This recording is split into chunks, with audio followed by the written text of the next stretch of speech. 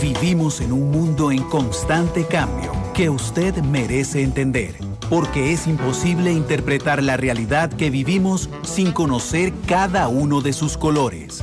Porque muchos son los tonos de la actualidad. Presentamos Matices. Una producción de Noticias Monumental.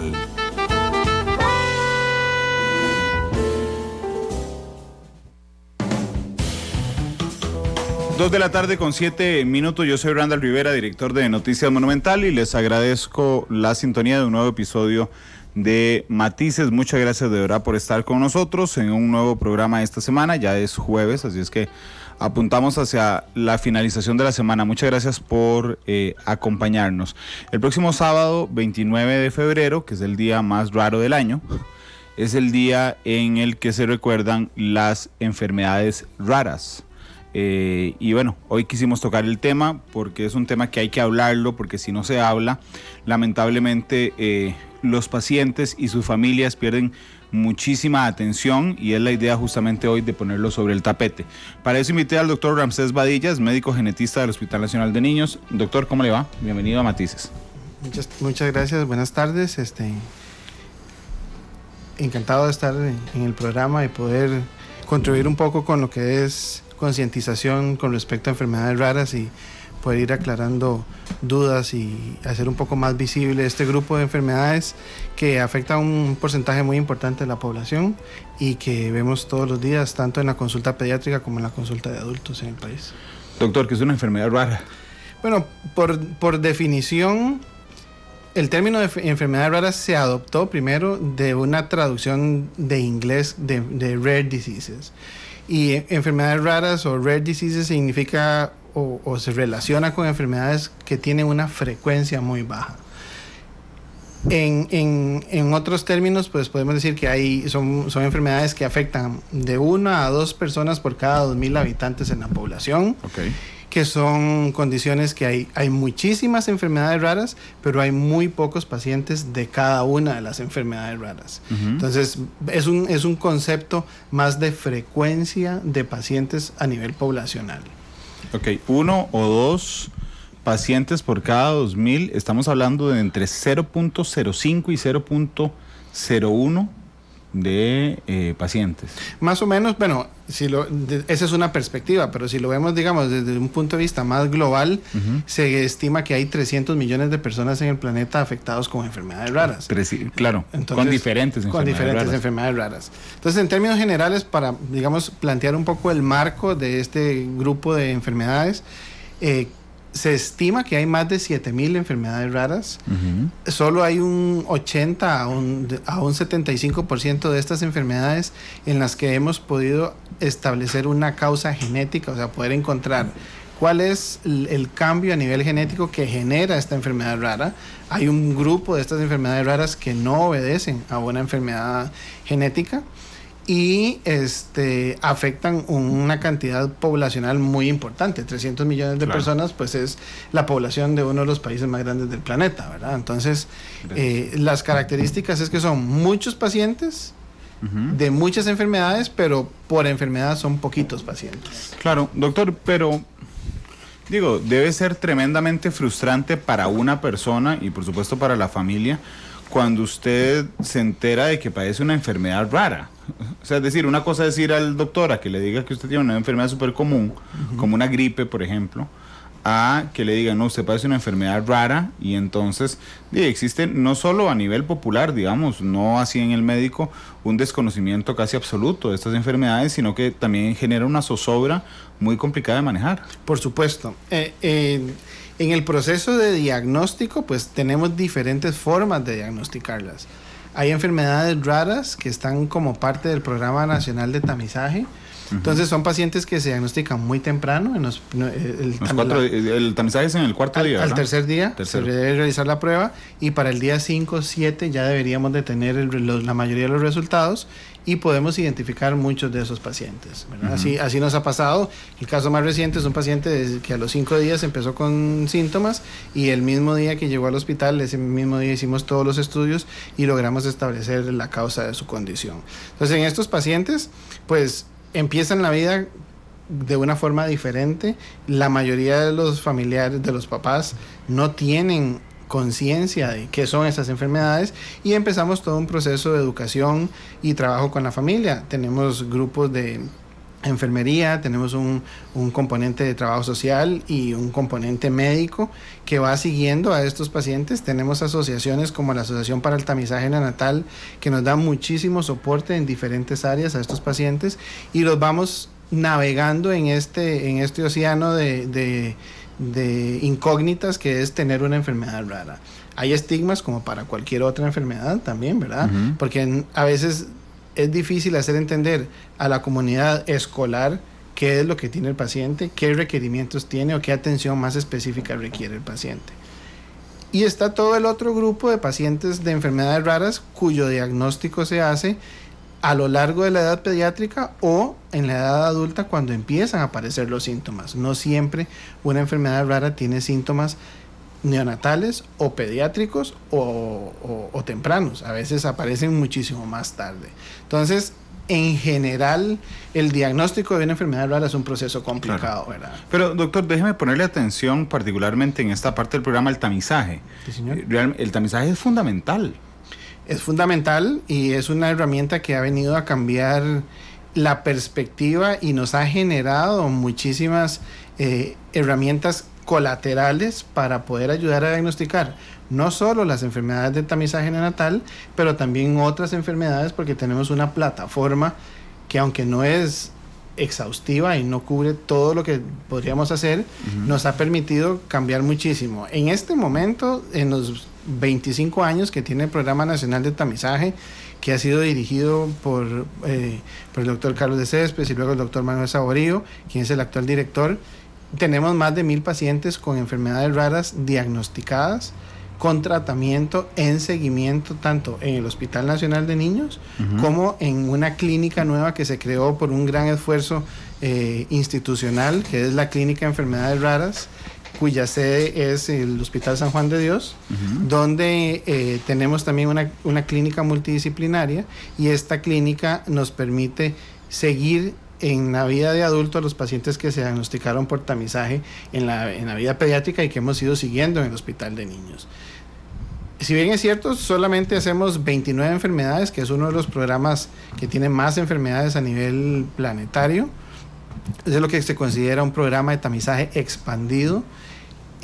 Hay más de 7,000 enfermedades raras. No podemos tamizar todas las enfermedades raras porque no para todas tenemos un método de diagnóstico temprano, uh-huh, o un biomarcador que nos permita hacerlo. Pero claro, sí ha venido a cambiar radicalmente la vida de muchos pacientes. Y en sí, el método de tamizaje ha venido evolucionando. Digamos, no es lo mismo hacer un tamizaje hace 20 años que hacerlo ahora. Es correcto. Bueno, las técnicas han cambiado, la cantidad de enfermedades ha aumentado, claro, ¿verdad? Conforme vamos generando nuevas técnicas y podemos adquirir nuevos equipos, podemos ir expandiendo la cantidad de enfermedades.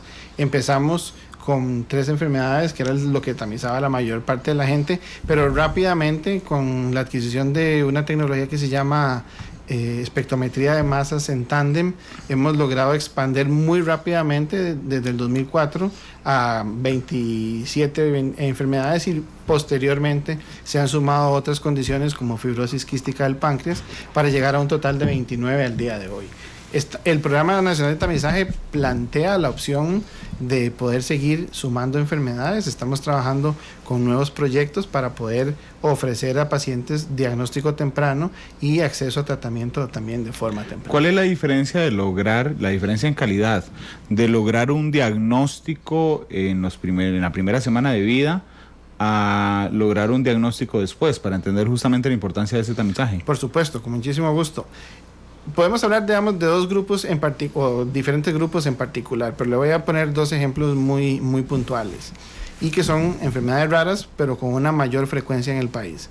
Fenilcetonuria, por ejemplo, es una condición en la que la persona no puede procesar un aminoácido de las proteínas que consumimos normalmente en la dieta, que se llama fenilalanina, y si ese paciente le sigue dando leche materna o le da una fórmula, la cantidad de fenilalanina que va a tener en sangre va a ser muy alta, y eso va a producir retardo mental. Entonces, si uno no lo detecta temprano y no lo empieza a tratar en las primeras 2 semanas de vida, la toxicidad por la fenilalanina va a generar un daño cerebral irreparable. Nosotros tenemos pacientes con diagnóstico antes de la prueba de tamizaje neonatal y posterior a que se generara el proceso, y el manejo de estos pacientes, las características clínicas son completamente diferentes. Un paciente diagnosticado con fenilcetonuria por el Programa Nacional de Tamizaje rápidamente recibe una fórmula especial que provee la caja, un manejo multidisciplinario, no tiene retardo mental y tiene una inserción en la vida como cualquier otra persona, una esperanza de vida normal sin ninguna otra dificultad, ¿verdad? Lo difícil es seguir la dieta, porque tienen que acostumbrarse a la fórmula, a poder leer etiquetas de las comidas que pueden ir comiendo, y es un proceso en el que primero empezamos con fórmula, luego vamos sumando otros alimentos, y pues tiene que ir aprendiendo la familia, tiene que ir aprendiendo la escuela, que este paciente no puede tener acceso a toda la comida regular, sino que tiene una dieta particular. Entonces, en estos pacientes, retardo mental, lo más importante. Galactosemia, que es un trastorno del metabolismo de los carbohidratos, no pueden consumir galactosa y la galactosa está en todos los productos lácteos. Estos pacientes se diagnostican temprano. Generalmente para el día 5 o 6 ya el paciente tiene una catarata en el ojo y con solo hacer el cambio de fórmula la catarata desaparece. Evitamos el daño en el hígado y este paciente preserva su visión y tiene una vida relativamente normal, y simplemente acostumbrarse a una dieta restringida en productos lácteos y derivados de leche, que pues ahora con tantos cambios en las dietas no suena tan complicado, pero es bien difícil lograr que una familia suspenda leche materna, empiece una fórmula especial y pase por todo el proceso en el que el niño va a querer probar diferentes cosas, y muchas de lo que consumimos son derivados de productos. Claro, pero es que imagínese para una familia, para un papá, yo me pongo en mi caso, un padre de familia, que le digan, bueno, la diferencia entre que su hijo sufra retardo mental o no es el tamizaje. Por supuesto. Y la diferencia entre para que su hijo sufra catarata o no es el tamizaje. Exactamente.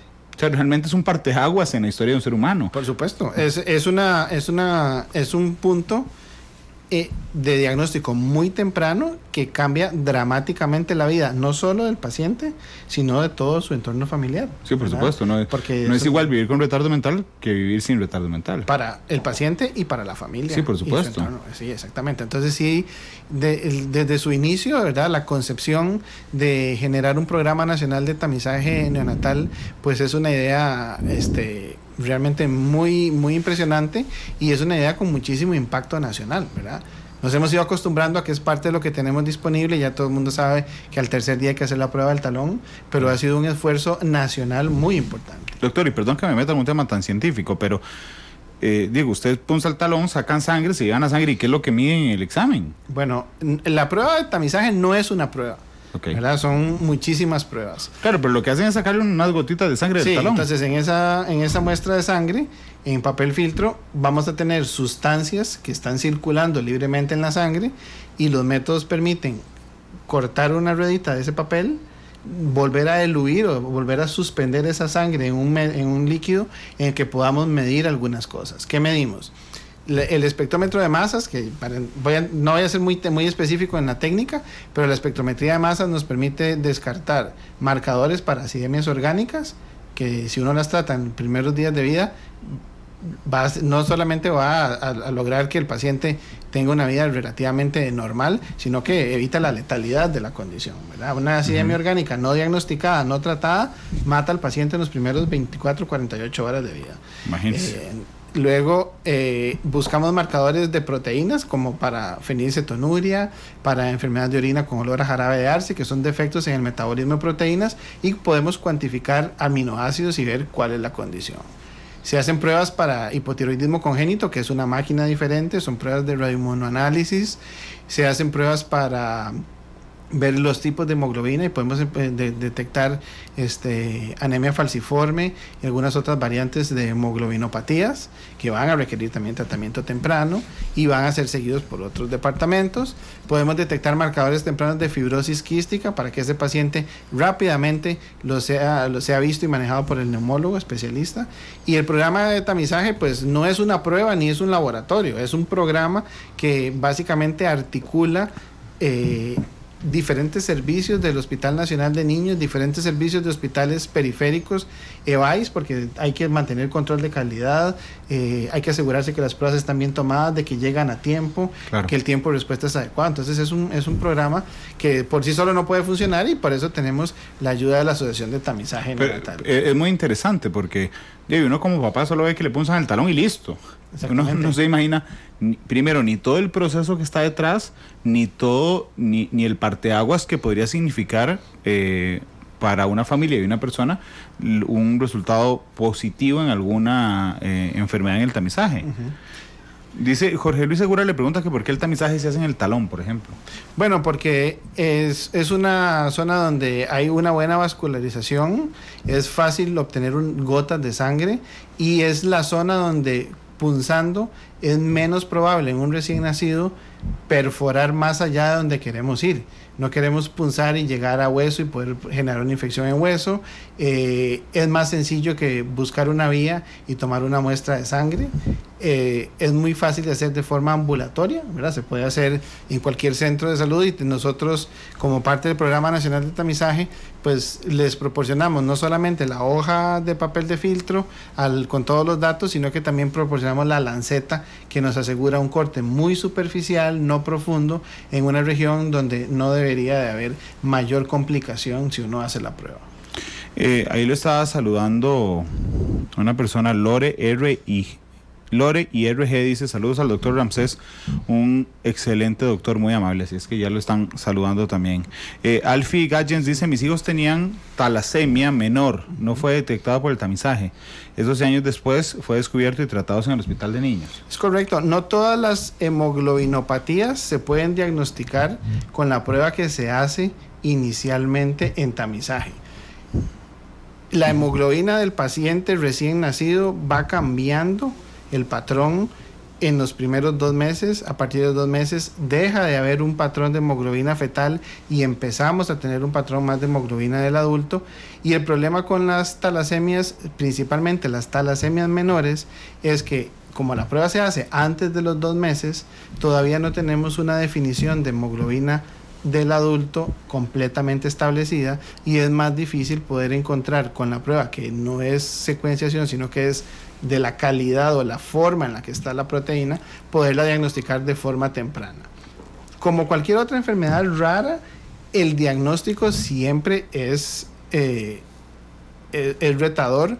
No tenemos una prueba que podamos hacer para diagnosticar todas las enfermedades de forma muy temprana, pero hemos ido mejorando. La prueba de hemoglobinopatías relacionada con el tamizaje neonatal nos permite fácilmente identificar anemia falciforme o hemoglobina S en la población, y estos pacientes tienen mayor complicación que las otras patologías.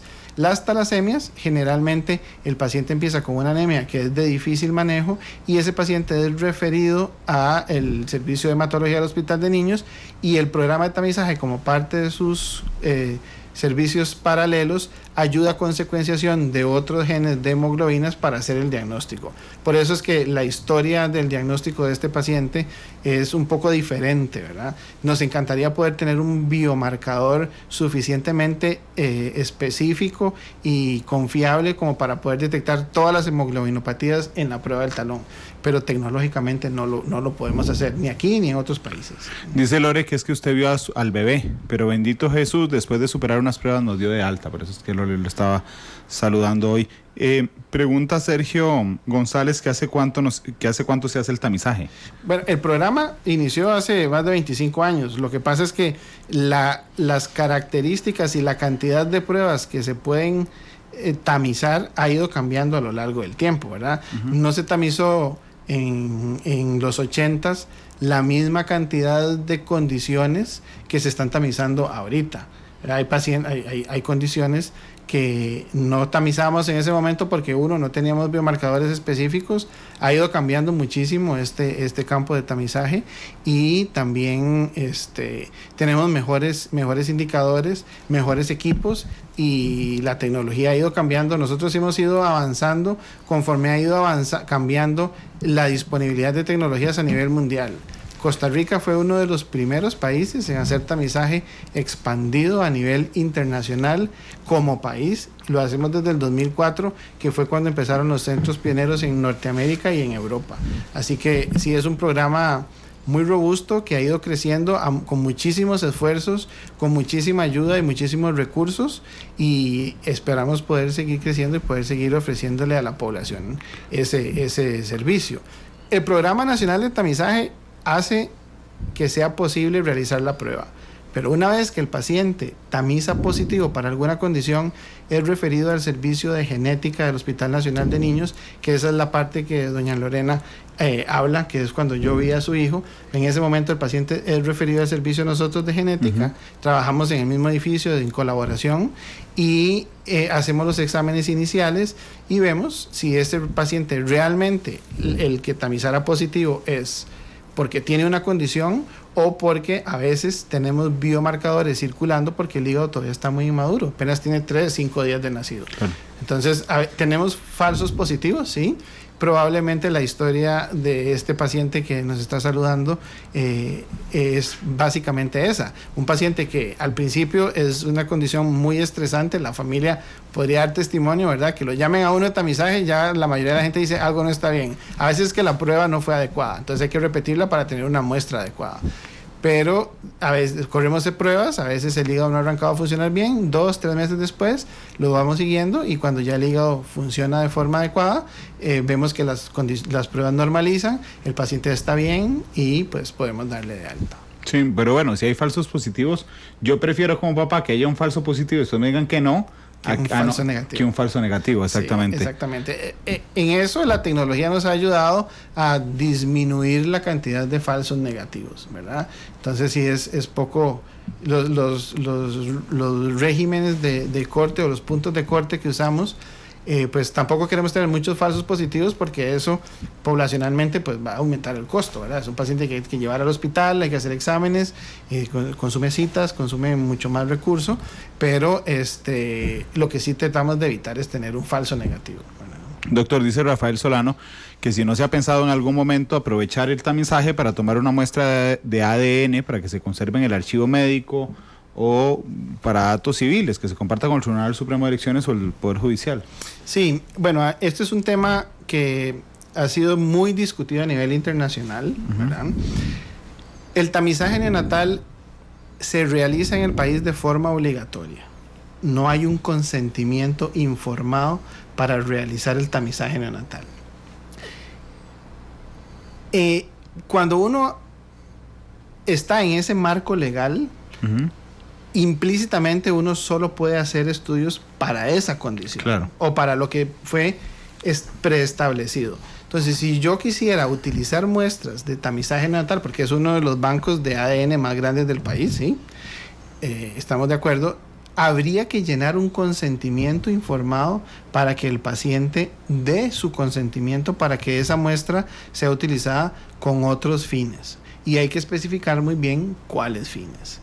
En este momento pues no tenemos no hemos hecho un control cruzado. La prueba se hace solo para tamizaje neonatal, se guardan las muestras en el reservorio de muestras de nosotros y ahí están guardadas, ¿verdad? Pero no podemos por ley utilizar esas muestras para hacer ningún otro estudio de ADN en donde requeriríamos un consentimiento del paciente para que él nos autorice a hacer una prueba para algo diferente o específico o con otros fines. Claro. Entonces, hubo un proceso legal internacional muy importante en Canadá de un centro que había considerado esa opción y que había utilizado muestras de tamizaje neonatal para otros estudios, y eso fue todo un dilema ético y moral a nivel internacional. Entonces, por reglamento legal, no podemos utilizar la muestra para cosas que no sea estrictamente lo que la prueba de tamizaje implica. Sí, claro, porque si fuera a cederle la información a otros, por ejemplo, como el Poder Judicial o el Tribunal Supremo de Elecciones, tendría que ser voluntario, y ustedes necesitan, y el país necesita, que el tamizaje sea obligatorio. Necesitamos que el tamizaje sea obligatorio para que no tengamos pacientes que no se tamizaron y están enfermos y que vayan a tener las consecuencias no solamente médicas sobre el paciente y la familia, sino las consecuencias sociales, ¿verdad? Abel Aguilera pregunta cuál es la enfermedad rara más frecuente. Esa es una pregunta que hemos tratado que me han hecho muchísimas veces hoy en todos los diferentes lugares donde hemos ido a hablar un poco. No hay una enfermedad rara más frecuente en general. Le puedo dar varios ejemplos. Costa Rica tiene una incidencia de enfermedad de Wilson particularmente alta con respecto al resto del planeta. Entonces yo podría decir, Wilson es una enfermedad rara muy frecuente en Costa Rica, cuya frecuencia no la hace tan rara en la población tica. Pero hablar de Wilson en Europa o hablar de Wilson en África no es tan frecuente. Entonces, es la de la acumulación de cobre en el hígado. En el hígado. Exactamente. Y pues tenemos otras condiciones. Tenemos una población de una enfermedad que se llama Niemann-Pick, que es un defecto en el transporte intracelular de colesterol que produce acumulación de colesterol en el lisosoma, que es una estructura de reciclaje de colesterol en la célula, y eso va dañando las células. Nosotros tenemos una de las poblaciones más grandes del planeta con 14 familias identificadas con enfermedad de Niemann-Pick.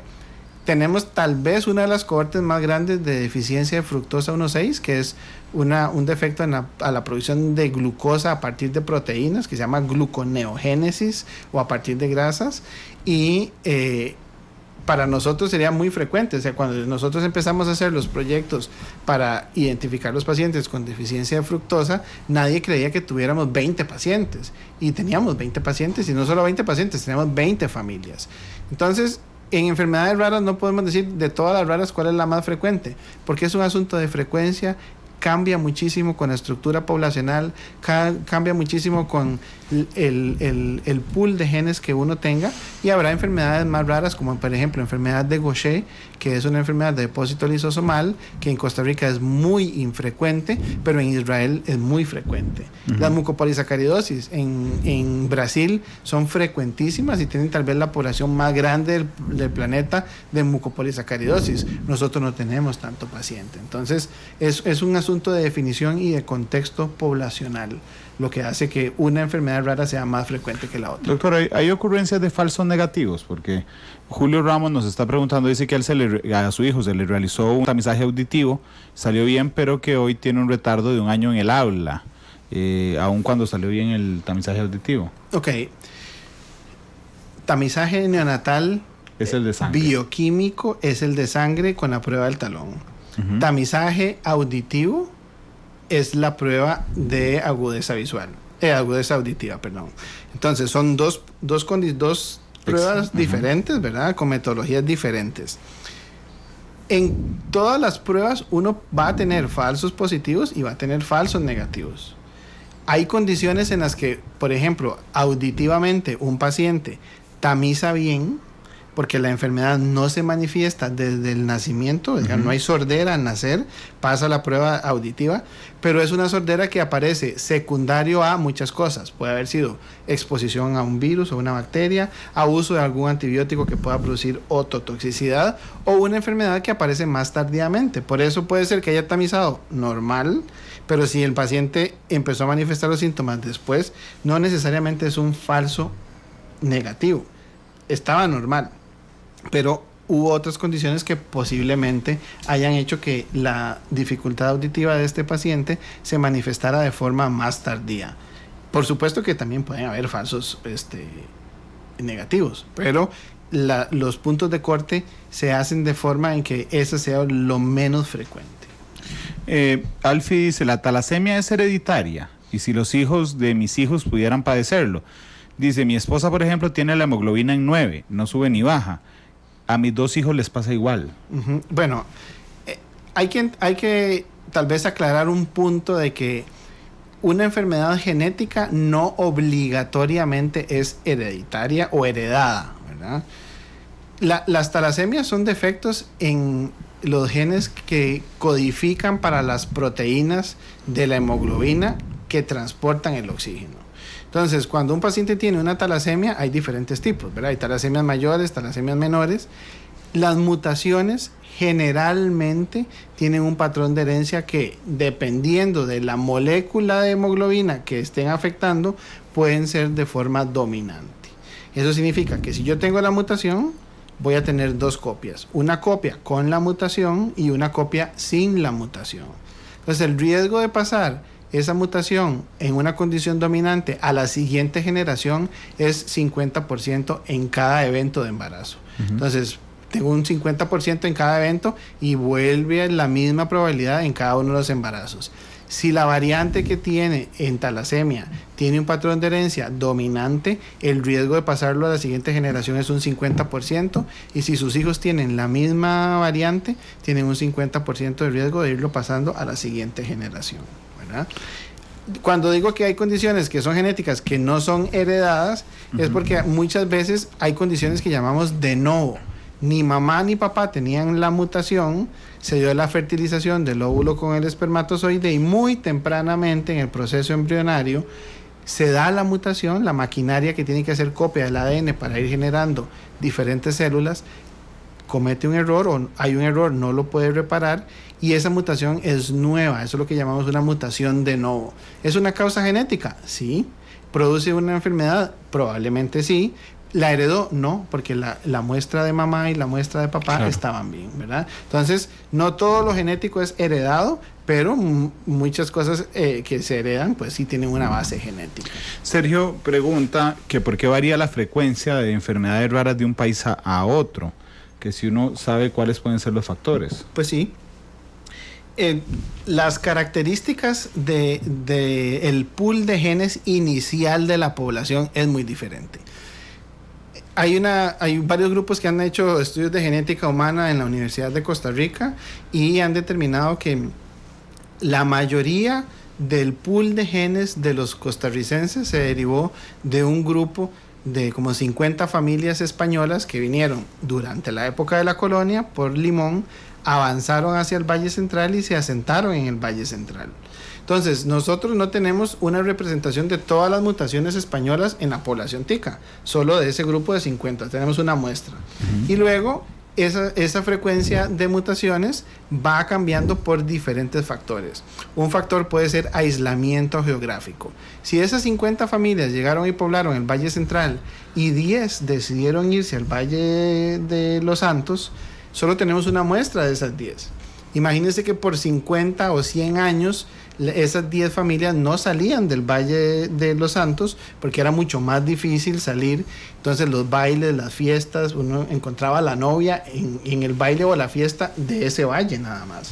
Entonces, si había una mutación que estaba ahí en esa población, la frecuencia en ese valle aumentó porque no había genes sin esa mutación que estuvieran entrando. Hay una variación, sí. Exactamente. Entonces, la frecuencia de las mutaciones se va fijando en las diferentes poblaciones y eso hace que, por ejemplo, en algunas regiones del país haya con más frecuencia una enfermedad en particular.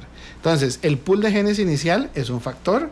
Los factores que afectan, digamos, migración, deriva génica, aislamiento geográfico, son factores que van a afectar la frecuencia de los alelos en una población y por ende la frecuencia de las mutaciones y las enfermedades en una población. Roger Corazzari nos pregunta de una enfermedad que es terrible, por cierto, y no sé si es una enfermedad rara, ELA. Sí, esclerosis lateral amiotrófica. Sí. Sí, la frecuencia de ELA no es tan baja como la que clásicamente uno ve en enfermedades raras, pero poblacionalmente no es tan frecuente, entonces sí entra como dentro de esas enfermedades raras. Comparte características con la mayoría de las enfermedades raras en cuanto a que el diagnóstico no es tan fácil de hacer, la aparición de los síntomas es un poco más insidiosa, es una enfermedad para la cual todavía no hay un tratamiento que logre curar bien la enfermedad, sino que hay tratamientos experimentales en los que se está tratando de ver si el paciente responde o no responde, ¿verdad? Y comparte muchísimas características con las enfermedades raras que clásicamente vemos, ¿verdad? Ha habido un poco más de concientización con respecto a ELA. Creo que hay un mejor diagnóstico y estamos viendo más pacientes con esta condición, ¿verdad? Pero como cualquier otra condición, enfermedad rara, pues siempre el peso sobre la familia y el peso sobre el paciente y la carga no solamente familiar, sino social, es muy importante, y eso va a hacer que el progreso de la enfermedad, la poca disponibilidad de tratamientos, hagan que el curso de esta enfermedad sea, como dice él, que es una enfermedad terrible, ¿verdad?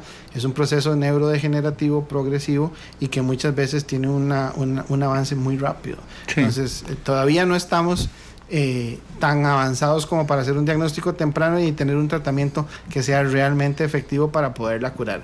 Pero la ciencia está cambiando rápidamente.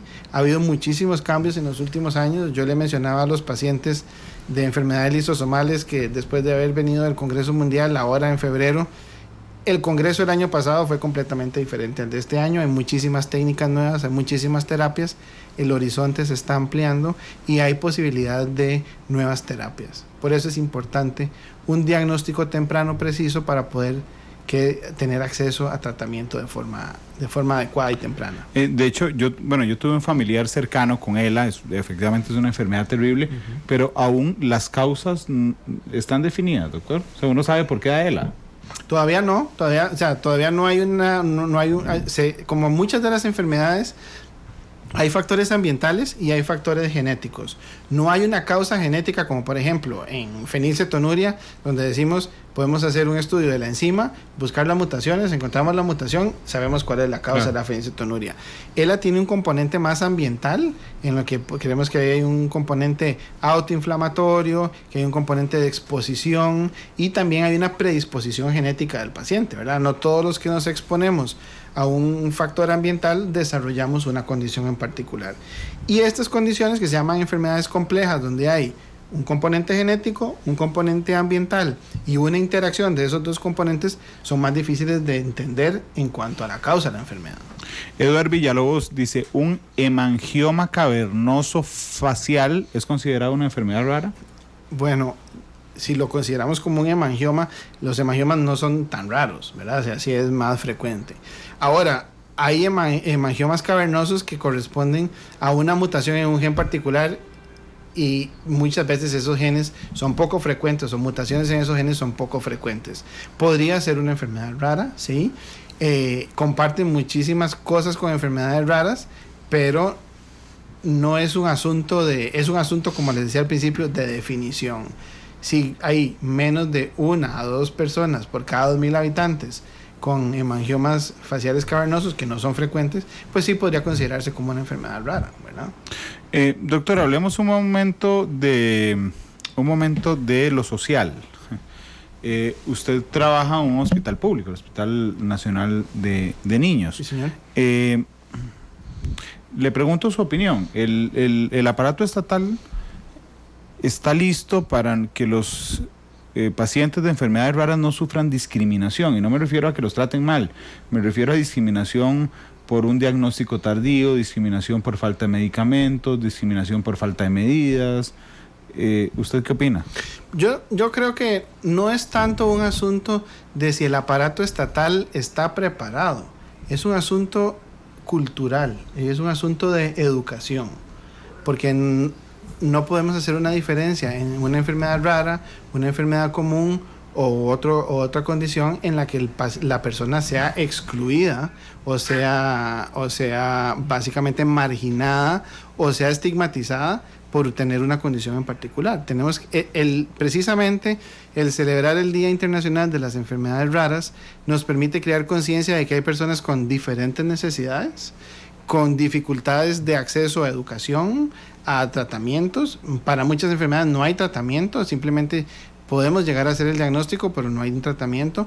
Pero yo creo que conforme vayamos teniendo más grupos de pacientes, se vaya haciendo más la voz, se generen este tipo de discusiones, vamos a ir teniendo mayor conciencia de que estas personas no son solo pacientes, son miembros de la comunidad y de nuestra cultura y que necesitan acceso a educación, a transporte, a alimentación, a acceso a muchísimas cosas que tenemos que ir haciendo ese cambio de educación, ¿verdad? Y por eso hay tantas políticas anti-bullying. Bullying no es solamente el matonismo físico, también es la agresión verbal, la separación, la no integración, la separación de estos pacientes en los programas, que nos cierren escuelas para un paciente con una condición en particular, porque muchas veces hay desconocimiento y hay un prejuicio, pero estos pacientes pueden muchos insertarse a un sistema educativo, a un sistema normal. Algunos van a requerir mayor soporte, y muchos de estos pacientes viven en zona rural donde hay acceso más limitado a recursos, ¿verdad? No es lo mismo vivir en la zona fronteriza y tener que ir a una escuela de enseñanza especial que vivir en el casco metropolitano, donde hay muchísimo más acceso, hay más escuelas a menor distancia, y para las familias hay más recursos para poderlos desplazar, ¿verdad?, hacia un centro u otro. Entonces yo creo que es un asunto, no es si el aparato estatal pues ha generado un brazo muy fuerte. Tenemos grupos multidisciplinarios, el equipo de nosotros es un equipo que ha ido creciendo. Recientemente tenemos personal de enfermería en el equipo, tenemos trabajo social ya fijo con nosotros, trabajamos en conjunto con organizaciones no gubernamentales. Así que yo creo que hemos ido creciendo, como todo es un proceso, y creo que tenemos que enfocarnos mucho en educación y en concientización para que los pacientes tengan mayor visibilidad y mejor acceso a los diferentes recursos. Doctor, ok, en el sistema estatal de salud, sí. Es decir, yo no tengo la duda de que en la clínica del Hospital San Juan de Dios o en el Hospital Nacional de Niños estén listos, pero cuando ustedes tienen que coordinar, por ejemplo, que ahora nos ponía ese ejemplo con los centros educativos, digo, a veces incluso para no enfermedades raras, sino alguna situación, no sé, que mi hijo esté con colitis, ¿verdad? Y entonces usted manda una instrucción de, hey, por favor, no le den tal cosa. Bueno, supongo que a los papás y a las mamás y al hospital le pasa que es explicarle a la escuela, fulano de tal no puede comer arroz, ¿verdad? Y a todo el mundo le parece rarísimo, entonces que fulano de tal no pueda comer arroz. Entonces hay que irle a explicar a la escuela, no, es que no puede comer arroz, no porque queramos, sino porque tiene una situación. Porque ya entendí, digamos, el sistema de salud está listo, sí, pero los otros sistemas que acompañan... Pues no tanto, porque por eso estamos en este proceso, ¿verdad? Hay centros que ya tienen pacientes que han recibido anteriormente, y también hay mucha limitación de recursos en otros sistemas, ¿verdad? No todas las escuelas tienen los mismos recursos, no hay escuelas de enseñanza especial libremente disponibles como hay centros de educación regular. Es difícil el proceso, pero la idea es ir trabajando todos los días un poquito más. Si hay que mover el aparato de salud hacia el aparato de educación, hacemos esta transición. No es fácil. A veces los pacientes cambian frecuentemente de escuela, donde finalmente encuentran un maestro más comprometido con el paciente o grupos más pequeños, mejor atención. Yo creo que deberíamos de ir creciendo paralelo con los sistemas de enseñanza especial, deberíamos de ir creciendo en paralelo con los sistemas de educación regular, más recursos para las escuelas. La educación es fundamental en el progreso y el crecimiento de un pueblo, y no solamente la educación con respecto a un tema en particular, sino como un ente psicobiosocial, ¿verdad? O sea, tenemos que mejorar la integralidad de la educación del costarricense. Mejor capacidad académica, pero también mejor conciencia social, mejor relación con otras personas, ¿verdad? Y ahora hay muchos medios para hacerlo. Nosotros trabajamos con muchísimas áreas. Hay que aprovechar el recurso del PANI, hay que aprovechar el recurso de Sensinay, hay que aprovechar el recurso de escuelas, y siempre, solamente haciendo la lucha todos los días, podemos ir mejorando, ¿verdad? Por eso es compromiso y del profesional en cada una de las áreas. Doña Eugenia Zawatsky dice, buenas tardes, tengo el mal de Addison. No conozco a nadie más con esta enfermedad. Saludos. Sí, hay más pacientes con enfermedad de Addison. Generalmente quien los maneja es el endocrinólogo, porque es un trastorno que maneja generalmente a nivel endocrino, es un trastorno hormonal, y pues sí hay más pacientes. O sea, no es, si es una enfermedad rara, no es tan frecuente. Creo que la mejor forma de tratar de conocer otras personas sería a través del endocrinólogo que está manejando la enfermedad.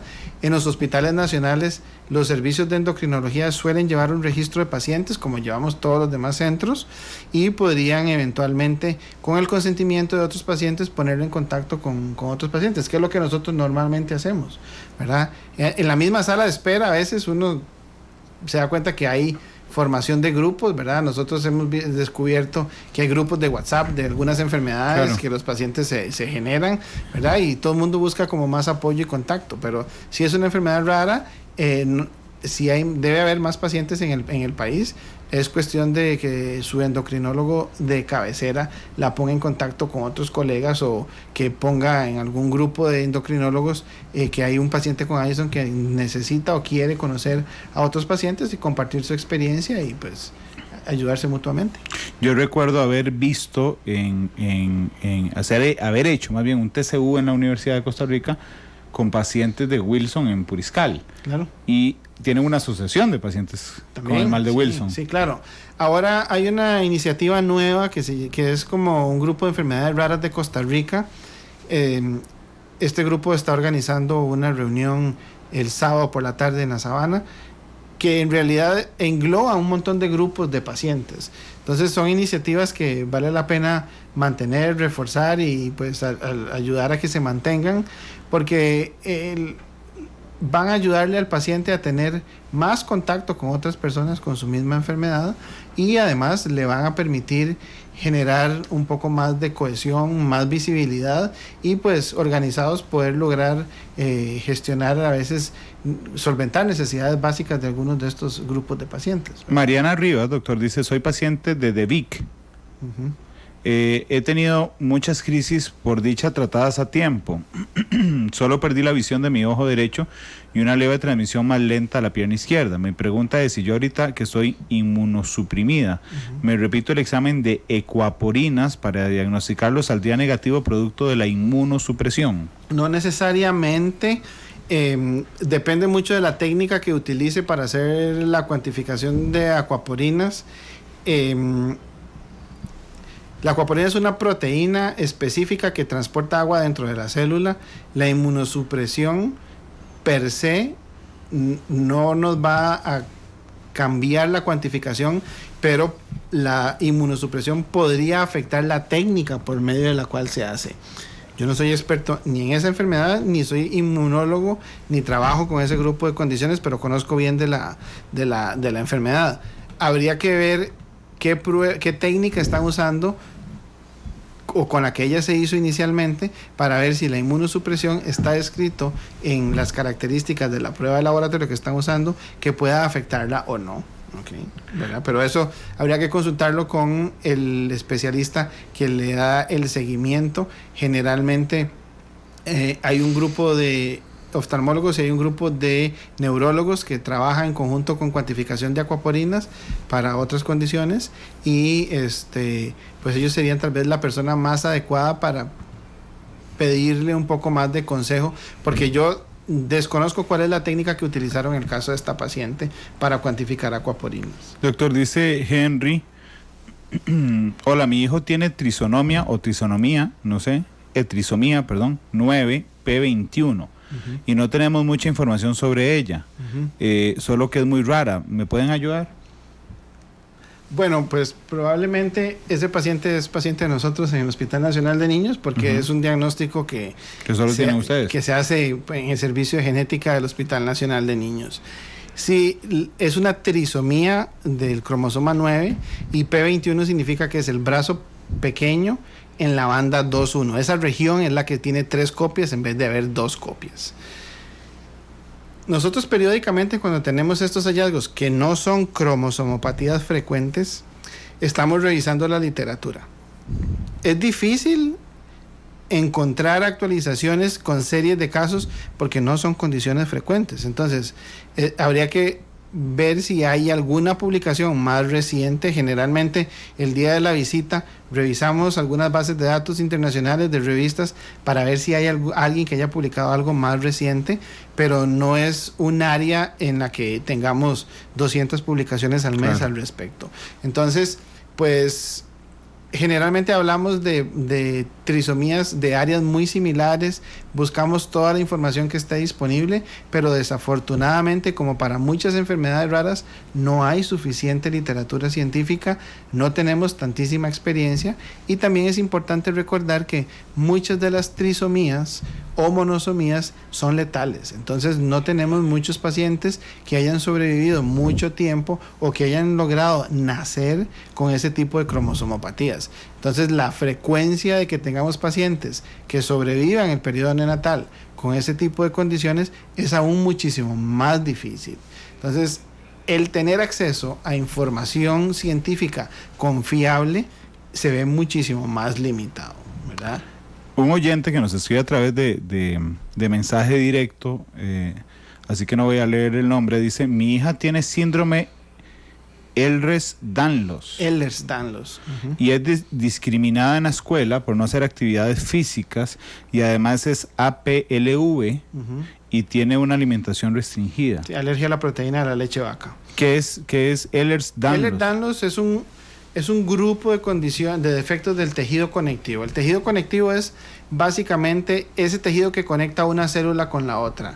Yo a mis pacientes les digo, imagínense que nosotros somos como una pared de blocks y que el cemento que pega cada uno de esos blocks no está consolidado de la forma adecuada, lo hace un poco más elástico. Entonces estos pacientes con Ehlers-Danlos tienen una piel que es más hiperextensible, tienen articulaciones que tienen hipermovilidad, o sea, pueden llevar los dedos a ángulos de movimiento extremos, ¿verdad? Pueden pegar el dedo gordo con el radio, pueden estirar el codo más de lo que normalmente necesitamos, son personas muy flexibles, pueden llevarse las piernas al cuello, y pues alguna gente pues dice que son como más como contorsionistas, ¿verdad? Tienen una movilidad articular más alta. Algunos pacientes con Ehlers-Danlos tienen inestabilidad articular por esta condición. Entonces, el realizar ejercicio físico o realizar las actividades en la escuela los limita montones, porque uno recomienda que no tenga un ejercicio ni extenuante ni físico como los otros niños, porque son más propensos a subluxaciones o a esguinces, y algunos pacientes también pueden tener algún tipo de colágeno afectado en los grandes vasos, entonces se puede dilatar la aorta y eso sí ya es más complicado. Lo que desafortunadamente vive esta niña pues es un fenómeno relativamente frecuente en pacientes con trastornos de tejido conectivo, porque vamos a tener una limitación a la actividad física. Para nadie es un secreto que la actividad de educación física pues permite socializar entre los niños, y estos niños no pueden participar abiertamente o competitivamente de muchas de esas actividades.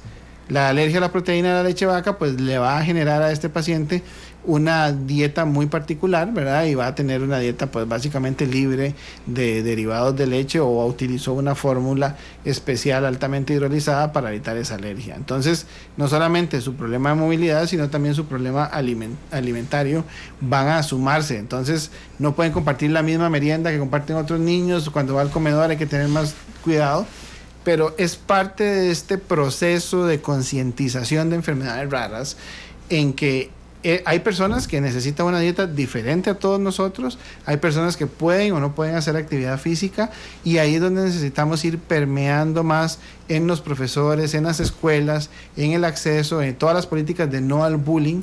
Hay que irlas fomentando para que estos pacientes se puedan integrar. Hay otras actividades que pueden hacer ejercicio físico de bajo impacto. Entonces ahí el profesor tiene que adecuar su clase de educación física a un grupo que haga más bajo impacto. Y pues habrá algunos que puedan correr la prueba Q, pero que se estén entrenando para jugar en el campeonato del colegio regional. Pero estos niños, pues por su limitación física, no lo van a tener. Poco a poco, conforme va mejorando la fortaleza articular y podemos hacer un poco más de trabajo con el fisiatra y con pesas, estos pacientes van integrándose un poco más. Pero sí hay una limitación en cuanto a ejercicio. Son sujetos a enfermedad mental en cuanto a depresión, ¿verdad?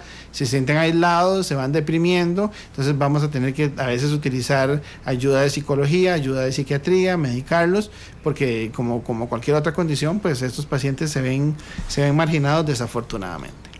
Ahora le hablé sobre marginación en el sistema de salud. marginación en el sistema educativo, pero a nivel internacional, marginación con las farmacéuticas. Y se lo digo porque es diferente que yo sea una farmacéutica internacional y desarrolle una medicina para la gripe. Digo, porque entiendo que tiene mercado y que lo que gasta un montón de plata en investigación, entonces lo voy a recuperar en algún momento en ventas. Y aunque 300 millones de personas con diferentes enfermedades, que son diferentes, sea muy complejo, realmente yo no sé si valdrá la pena para farmacéuticas internacionales decir, voy a hacer un montón de investigaciones que son carísimas para un 0.1% de la población que finalmente es su mercado. El sistema como tal, no necesariamente de una manera al propio, ¿podrían verse marginados también por eso? Por supuesto, de hecho, el término enfermedades huérfanas se acuñó con relación a, son huérfanas en cuanto a interés comercial de las compañías farmacéuticas, porque desarrollar un medicamento va a ser muy costoso, hay pocos pacientes y a la hora de venderlo, pues retornar el costo que se invirtió en el proceso de investigación es muy difícil, ¿verdad? Sí, hay marginación porque hay productos que no están aprobados por la FDA en Estados Unidos, entonces si no está aprobado por FDA es mucho más difícil tener una aprobación para utilizarlo en el país. Claro. Entonces eso es cierto grado de marginación. Hay productos que están aprobados por la EMA, que es la entidad europea de medicamentos, y que muchos pacientes han tratado de que se utilicen en el país, pero nosotros usamos como referencia FDA. Entonces es difícil. No es fácil para una compañía tener aprobación de FDA. Y luego pues tenemos la limitación no solamente en América Latina o en el país, también en otros países, de que a veces el costo final de esos medicamentos es muy alto y socialmente no lo podemos cubrir, ¿verdad? O sea, no podemos, como decimos clásicamente, no podemos desvestir un santo para vestir otro santo.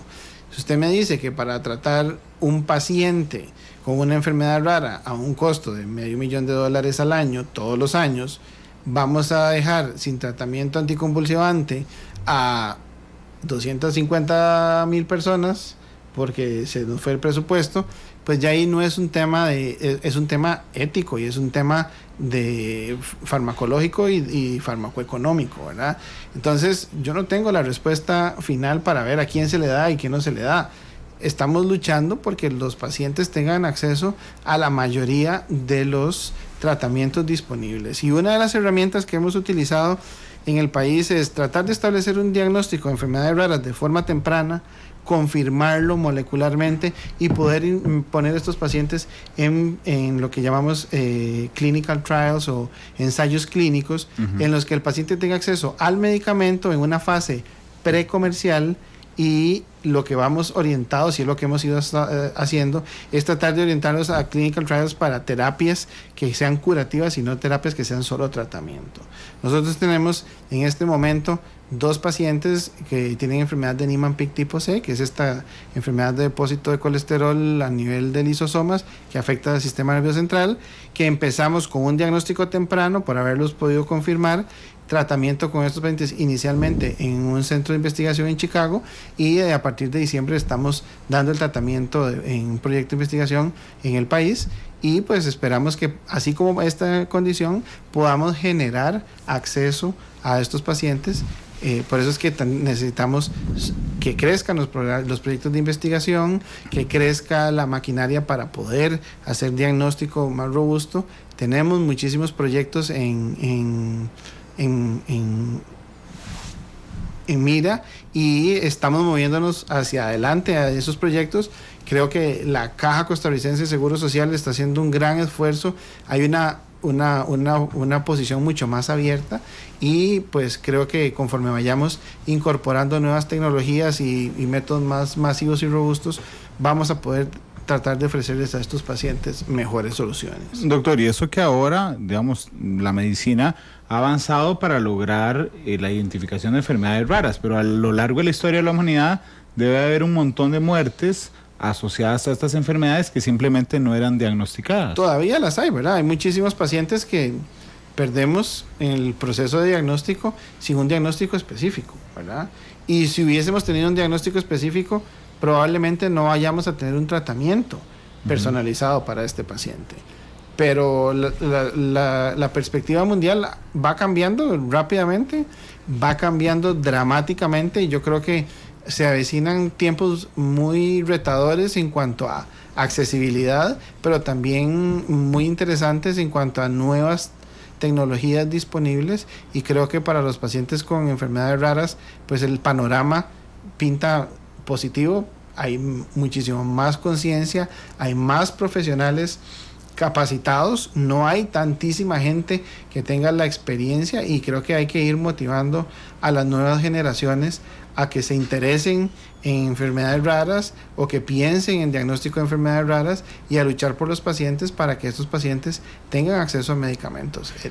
Los accesos a medicamentos de alto costo en el país ha sido por lucha de pacientes y por lucha de colegas que en el pasado han tratado de ofrecer al paciente lo mejor posible.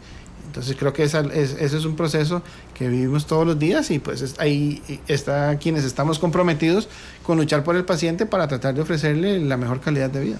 Luis Quiroz dice, mi hija tiene síndrome de Prader-Willi. Ajá. Qué difícil es la alimentación sana para esta población, es carísima. Bueno, el problema con el paciente con Prader-Willi no es tan... Sí tiene que ver muchísimo la alimentación sana, porque son pacientes que tienen una compulsión por la alimentación. No logran saciarse fácilmente, son pacientes que pueden pasar comiendo constantemente, y si uno no tiene una dieta sana, pues es más difícil, ¿verdad? Más sencillo comprar alimentos ricos en carbohidratos, y el paciente va a tener su efecto ganando peso y pues complicando muchísimo más su movilidad. Es un proceso de educación, es cierto, pues son pacientes que necesitan dietas muy sanas, ¿verdad? Ricas en verduras, en frutas, en vegetales, y tratar de que no consuman comida rica en grasa y carbohidratos.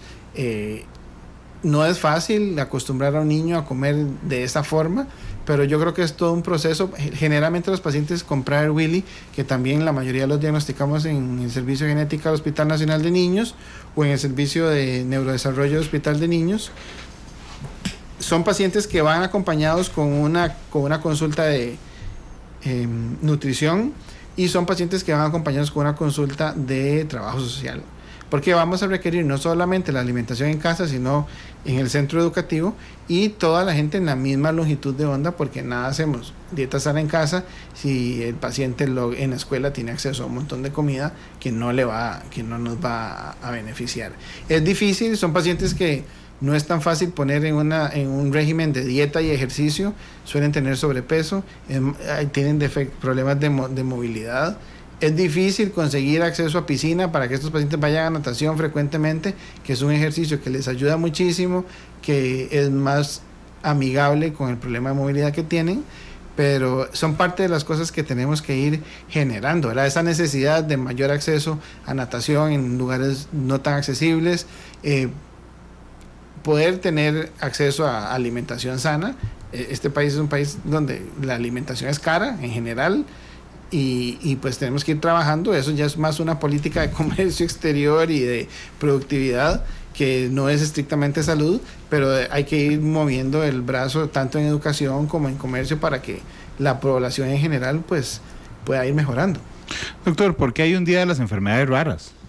Para crear conciencia, porque si no pasarían desapercibidas, y hay una serie de necesidades que tienen estos pacientes en cuanto a mejores técnicas de diagnóstico más temprano, mejor acceso a tratamiento, seguimiento, terapias de soporte, fisioterapia, educación, accesibilidad a sistemas de educación, recreación, participación en actividades como olimpiadas especiales, o acceso a diferentes métodos, a diferentes formas, que si no hacemos conciencia, no vamos a poder generar conocimiento de la condición y apertura de la sociedad como tal a este tipo de pacientes. La concientización también lleva a que se haga presión para que se generen accesos a medicamentos, a nuevos tratamientos, y en algunos lugares el Día Mundial de Enfermedades Raras genera muchos fondos para reinvertir en investigación, claro, ¿verdad? Doctora, y hablando justamente de concientización, y creo que esto nos ayuda, es muy difícil que yo hoy en la tarde me ponga a escoger las enfermedades entre las 7.000 para preguntarle al doctor que nos ilustre cuáles son esas enfermedades. Pero hay algunas enfermedades raras que con un cambio de dieta, digamos, no genera un cambio sustancial en una persona o una familia, y hay otras que son tremendamente dramáticas. Correcto. Enfermedades raras. Discúlpame que lo ponga en esta situación, pero ¿podría decirme algunas de las enfermedades más dramáticas, raras, que usted dice, bueno, esta enfermedad, en mi caso, porque le conté mi experiencia familiar, a mí la ELA me parece tremendamente terrible, pero va a haber más terribles aún? Pues no es un asunto, digamos, de comparar cuál enfermedad es peor. Claro. ¿Verdad? Cada enfermedad tiene un curso muy particular, y el impacto que pueda tener que un familiar mío tenga esa enfermedad puede ser mucho más dramático con una enfermedad no tan severa, o puede ser muchísimo más leve porque tengo un grupo de apoyo muchísimo más grande. La mayoría de las enfermedades neurodegenerativas rápidamente progresivas tienen un curso que afecta muchísimo emocional y físicamente a toda la familia. La lipofuscinosis neuronal esteroideas es un grupo de muy difícil manejo. Son pacientes que empiezan con trastorno de movimiento, asocian epilepsia, rápidamente no deambulan, ocupan herramientas para movilizarse mejor, sillas de ruedas, soporte, alimentación, tubos de gastrostomía. Todo eso es muy complicado. Para otras personas, el simple hecho de lograr que el niño lleve una dieta sana, pueda hacer ejercicio, es complicadísimo por el día a día que tiene. El grado de impacto personal va a variar muchísimo de la enfermedad, y no todas las enfermedades tienen un curso igual. Hay personas con una enfermedad con mutaciones más severas y personas con una enfermedad con mutaciones menos severas. Indistintamente de la condición o la enfermedad rara, lo importante es tratar de mantener el grupo familiar cohesivo, lograr soporte familiar, generar el brazo del soporte institucional para que la calidad de vida de este núcleo familiar, no solo del paciente, mejore y podamos tener familias más funcionales. Porque una enfermedad de estas genera que muchos de los familiares dejen de trabajar para cuidar de esa persona. Claro. ¿Verdad?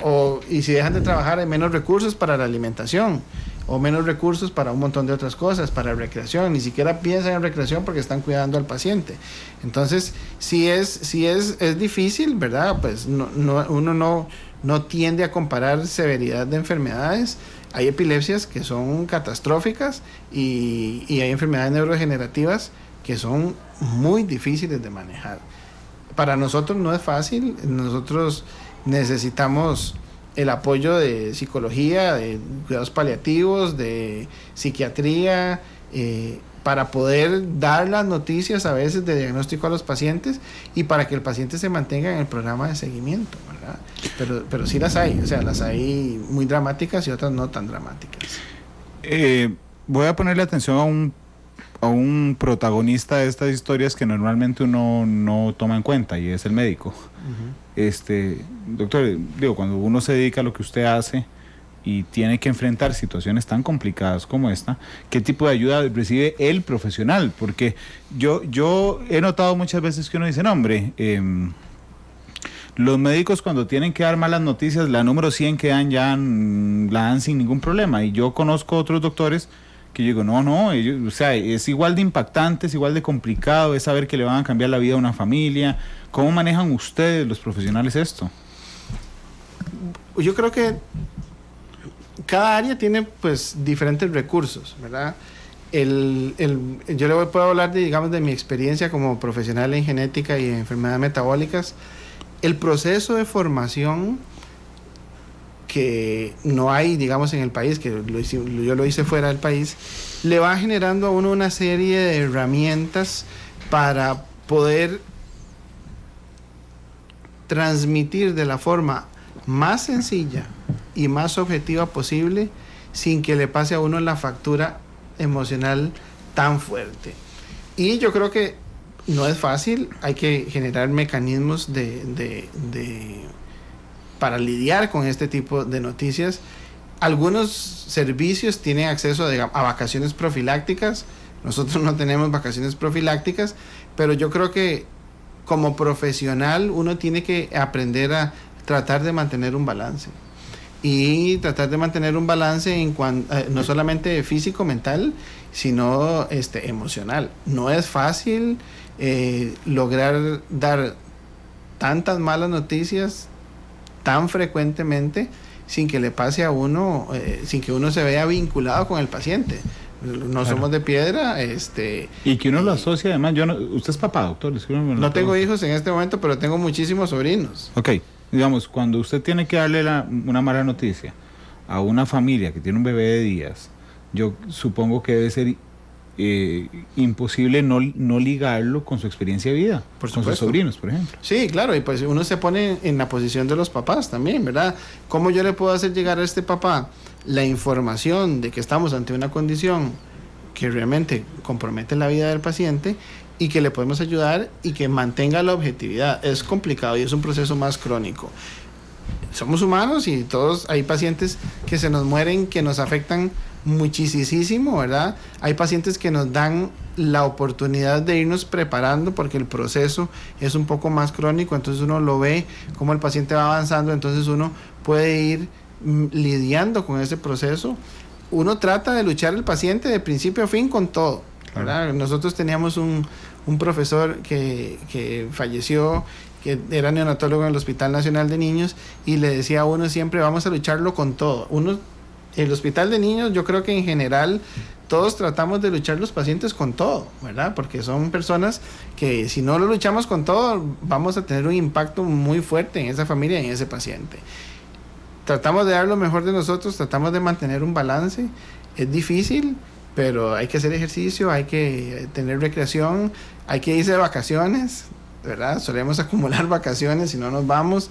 Pero yo creo que una de las áreas que más le ayuda a uno es, primero, el soporte del equipo, ¿verdad? Tenemos médicos generales, trabajadores sociales, psicólogos, psiquiatras, que lo ven a uno y también le dicen, bueno, ¿cómo estás? ¿Estás bien o no? No tenemos un programa bien establecido como de soporte personal, pero tenemos mucha red de apoyo. Y yo creo que lo que más le ayuda a uno a mantener ese balance es ver pacientes que uno diagnostica temprano, los trata y tienen una vida normal. Claro. ¿Verdad? Con solo que uno salve un paciente, eso le da a uno la energía para luchar contra 10 que no pudo. Claro, vea los ejemplos que nos daba al inicio, ¿verdad? De enfermedades raras que con la detección temprana el paciente vive absolutamente normal. Y el paciente, porque digamos, hay enfermedades raras que lamentablemente garantizan que el paciente no tendrá una larga sobrevida. Correcto. Y entonces ahí la noticia no es solo para la mamá y el papá, sino también para el paciente. Por supuesto. Y yo creo que sea algo complicado de tratar en la vida, porque todos vamos a morir en algún momento, pero decirle a un niño o hacer entender a un niño que se va a morir pronto, y el proceso incluso, que entiendo psicológico que conlleva eso, es fortísimo. Es muy fuerte y gracias a Dios tenemos diferentes recursos, ¿verdad? Tenemos los psiquiatras, tenemos los psicólogos, tenemos los grupos de apoyo y pues, mucha gente se refugia también en sus creencias personales, ¿verdad? Por supuesto. Y yo creo que pues todo es importante, ¿verdad? Todo suma y es lo que nos hace de luchar por nuestros pacientes, luchar por nuestros ciudadanos y por nuestros colegas, ¿verdad? O sea, son los ticos y estamos luchando por los ticos, ¿verdad? Y por los que vemos en el hospital. Así que, pues, es parte de la motivación de uno como profesional de tratar de aportar su grano de arena y mejorarle la calidad de vida a las personas que están en el área de salud y en el área de medicina con nosotros. Pero incluso en el área de las creencias personales, el choque es tan fuerte, pero cuando uno se lo comunica, por ejemplo, a los papás, que algunos de ellos, y conozco historias, que incluso en esos primeros momentos, en medio del shock, preguntan, bueno, ¿y por qué a mí? ¿Y por qué Dios me castiga con esta situación? Ese shock, y que les toca a ustedes llevárselo, digamos, porque ustedes son los que le comentan a la familia, y después vienen todo el equipo de apoyo de ustedes, pero debe ser muy fuerte. Es fuerte, y uno aprende a reconocer ese proceso de duelo, ¿verdad? Que cuando uno da una mala noticia siempre hay un proceso de duelo, se cumplen las etapas como están descritas y pues uno tiene que aprender a escuchar al paciente, ¿verdad? Uno tiene que a veces a los papás dejarlos que liberen todo ese estrés de que no sabemos qué tiene el paciente, tiene una enfermedad, le dan el diagnóstico, le damos la información y después el paciente o los familiares arremeten contra el sistema, ¿verdad? Y uno aprende a hacer la contención, ¿verdad? Es normal para cualquier diagnóstico pasar por un proceso de duelo y es parte de nuestra formación profesional y nuestra responsabilidad reconocer esas etapas y ayudarles a los padres y al paciente a ir pasando por esas etapas para lograr un proceso de duelo, aceptación y vivir con ese diagnóstico, que no es fácil. Son las 3 de la tarde con 21 minutos. Permítame ir a una pausa comercial, doctor. Estaba muy interesante y por eso tardé un poco en ir a la pausa. Así es que vamos a la pausa y regresamos.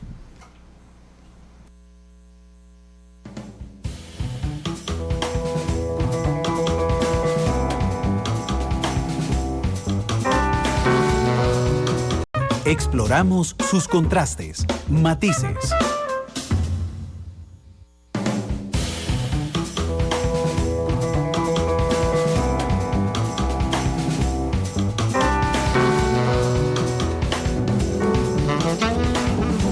Dos de la tarde con 26 minutos, nos queda un minuto de programa y gracias por estar con nosotros en un programa muy interesante sin duda alguna. Aquí le estaban preguntando, doctor, que más o menos, ¿qué tan frecuente es encontrarse con una nueva enfermedad rara? Pues en promedio generalmente hablamos de 15 a 20 enfermedades raras nuevas por año, pero con las nuevas técnicas de secuenciación de todo el genoma que estamos tratando de también tenerlas accesibles a la mayoría de los pacientes en el hospital, ha ido aumentando muchísimo más porque hay muchos pacientes que hemos podido encontrar.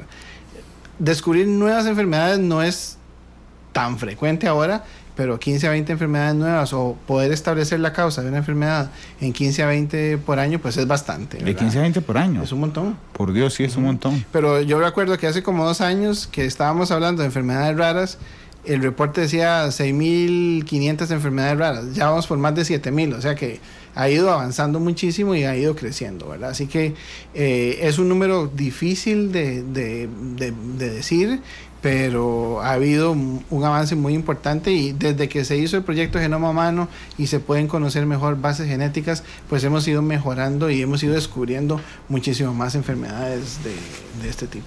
Doctor, muchas gracias por haber venido hoy. No, con muchísimo gusto por el tiempo y la posibilidad de responder algunas preguntas de los radioescuchas. Para mí es un placer venir a hablar de lo que hacemos todos los días y en lo que dedicamos pues todo el esfuerzo que hacemos. Yo creo que parte con lo que vamos a cerrar es parte de eso, de esa dedicación y ese amor que uno le pone a las cosas todos los días y por eso escogimos esta canción para cerrar. ¿Cuál es? Dígale usted a la audiencia, ¿cuál es? Love Song de The Cure, que es uno de mis grupos favoritos y que es básicamente el reflejo de una historia de alguien que realmente le quiere dedicar algo a una persona. Quien la escribió, que es el líder del grupo, se la dedica a su esposa y yo creo que ese tipo de detalles y dedicación es lo que tenemos que hacer todos los días con nuestros pacientes y con el grupo de familiares que tenemos cerca que nos ayudan a seguir adelante y a luchar por los pacientes. Son las 3 de la tarde con 30 minutos. Doctor, muchas gracias. A las 7, la tercera emisión de Noticias Monumental. Hasta luego.